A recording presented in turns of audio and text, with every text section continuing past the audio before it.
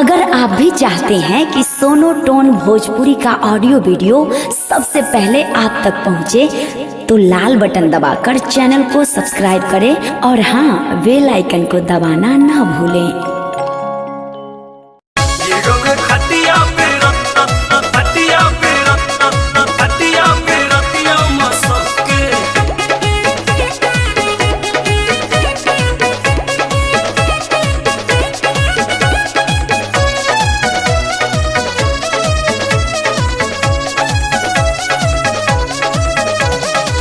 कहिए कि सैया जी रहले खाए भरे न पेट लगे रहले भूखाए। अरे माई बड़ा दर्द होता रे।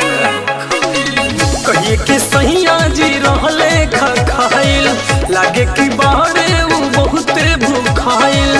बुति गवे दिया हो ऐसन भभा के गिर गवे खटिया पे रतिया मसह के। गिर गवे खटिया पे रतिया मसह के। गिर गौवे खटिया पे रतिया मसह के।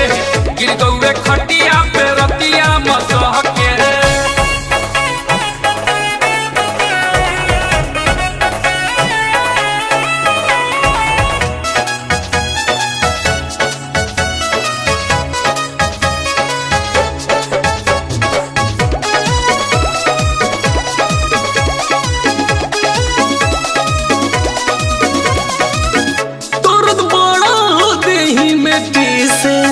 गेहूं चाकी में रोज रोज पीसे। औरत बड़ा हो देही में पीसे। गेहूं चाकी में रोज रोज पीसे। रही जतो हमरो जवानिया होला के। गिर गवे खटिया पे रतिया मसह के।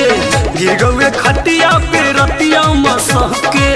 गिर गौवे खटिया पे रतिया मसह के। गिर गौवे खटिया पे रतिया मसह के।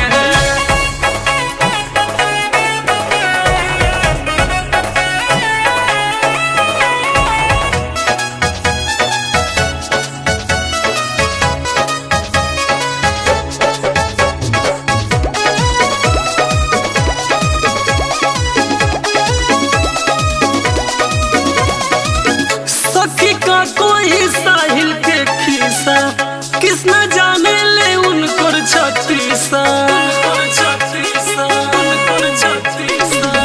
सखी का कोई साहिल के खीसा किसना जाने ले उनकर छत्तीसा। दहिया से पानी रोह जाओ तो टपक के। गिर गवे खटिया पे रतिया मसह के। गिर गवे खटिया पे रतिया मसह के। गिर गौवे खटिया पे रतिया मसह के। गिर गौवे खटिया पे रतिया मसह के। कहिए कि सैया जी रहले खाइल लागे कि बाहरे वो बहुते भूखाइल।